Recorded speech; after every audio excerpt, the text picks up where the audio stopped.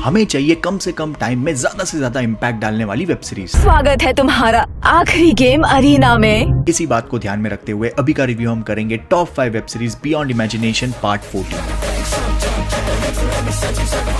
7 million Pepsi points जमा किए तो एक फाइटर जेट मिल जाएगा। अब इस एड के अंदर का लूप होल ढूंढ लिया एक इंसान ने। इसी के इस्तेमाल से एक आदमी ने पूरी की पूरी कंपनी को कोर्ट में घसीटा। सुनने में जितना अजीब लग रहा है, ये डॉक्यूमेंट्री भी उतनी ही अजीब है। 2022 की 2 पॉजिटिव और 2 नेगेटिव पॉइंट के साथ Pepsi where's my jet series की खासियत है कोर्ट में केस कौन जीतेगा उससे इंपॉर्टेंट आपको लगने लगेगा। साला इतनी बड़ी कंपनी किस हरामी लेवल पे आ सकती है। ये पैसों के लिए किसी को कुछ भी बेच सकते हैं। और साइड बाय साइड ये घटना जिनके साथ हुई उनका इंटरव्यू दिखाया जाता है, वो और भी इस डॉक्यूमेंट्री को रियलिस्टिक बनाता है। खास करके इसकी नेटफ्लिक्स की हिंदी डबिंग टॉप क्लास की, सिर्फ 4 एपिसोड 40 मिनट्स ईच। टॉपिक बहुत ही इंटरेस्टिंग, लेकिन बड़ी प्रॉब्लम ये है सेकेंड एपिसोड में ही पता चल जाता है एंड क्या होगा। उसके बाद सीरीज में सिर्फ औपचारिकता रह जाती है और आखिरी के 2 एपिसोड सिवाय ज्ञान के एंटरटेन नहीं कर पाते। लेकिन फिर भी कुछ हटके और यूनिक देखना है तो ये मस्ट वॉच है। जिसने जिसने इस लड़की को टॉर्चर किया स्कूल में, उन सब का बदला लेगी है। अब इस बदले में सारी इंसानियत को भूल के हैवानियत पे जाने वाली है ये। क्या आप बर्दाश्त कर पाओगे इतनी हैवानियत? 3 पॉजिटिव और 2 नेगेटिव पॉइंट के साथ 2022 की थ्रिलर ड्रामा द ग्लोरी।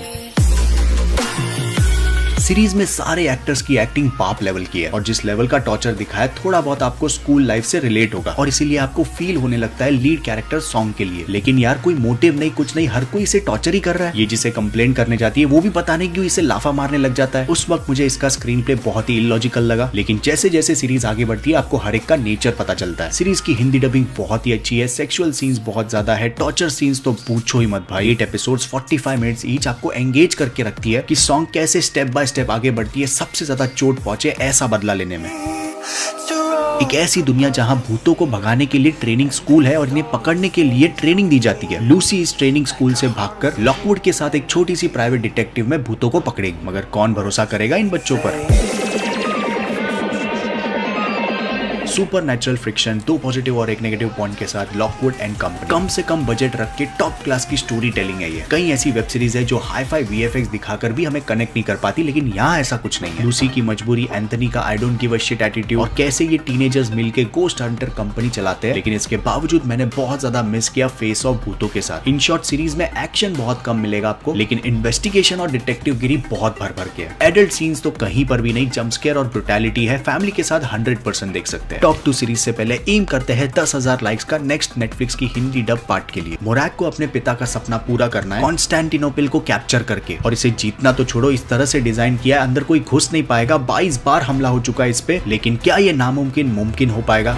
जो कॉन्स्टेंटिनोपल को जीत लेगा वो दुनिया को जीत लेगा। मेरे लिए मास्टरपीस डॉक्यूमेंट्री ड्रामा, 3 पॉजिटिव और 1 नेगेटिव पॉइंट के साथ 2 season the rise of empire. मैंने अभी तक season 1 6 episodes 45 minutes each complete किया और इस तरह से प्रेजेंट किया है, मैं घुस चुका था इसकी हिस्ट्री में। हिस्ट्री बोलते ही आप सोचोगे लंबा चौड़ा होगा, टाइम पास करेंगे। नहीं नहीं भाई, एक तरफ एक्सपर्ट्स अपने इंटरव्यू के थ्रू फटाफट स्टोरी टेलिंग कर रहे हैं और उसी का नाट्य रूपांतर एकदम गेम ऑफ थ्रोन्स के लेवल की सिनेमेटोग्राफी से दिखाकर आपको लगेगा ही नहीं कि ये कोई डॉक्यूमेंट्री चल रही है। सीरीज के फाइट सीन, स्पेशली जिस तरह से ये लोग चक्रव्यूह बनाते हैं, कॉन्स्टेंटिनोपल की कमजोरी क्या है, प्लानिंग प्लॉटिंग करके बस किसी तरह इसके अंदर घुसने मिल जाए। नाम सभी के थोड़े से कंफ्यूजिंग लगेंगे तो पॉज करके याद करना जरूरी है। स्टार्टिंग के 2 एपिसोड के बाद बीच के एपिसोड्स में इंटरव्यू ज्यादा और विजुअल ड्रामा बहुत कम है। तब फील होता है कि ये डॉक्यूमेंट्री है। हर एपिसोड में 1 या 2 न्यूड सीन्स, बहुत ही अच्छी हिंदी डबिंग, ब्रुटैलिटी बहुत ज्यादा है। अगर स्कूल में आपका फेवरेट सब्जेक्ट हिस्ट्री था तो आपके लिए 100% मस्ट वॉच है। नंबर 1 पे भाई साहब, बिना किसी एक्सप्लेनेशन के हजारों प्लेयर्स अचानक से पोस्ट एपोकैलिप्टिक टोक्यो शहर में जबरदस्ती गेम खेलेंगे और जीतने के बाद क्या ये वापस अपने घर जा पाएंगे उसकी कोई गारंटी नहीं, लेकिन सरवाइव करना है तो खेलना तो पड़ेगा। स्वागत है तुम्हारा आखिरी गेम अरीना में। अक्सर सीजन 1 के बाद सीजन 2 थोड़ा ढीला हो जाता है, लेकिन भाई साहब क्या एक से बढ़कर एक गेम्स थे सीजन 2 में।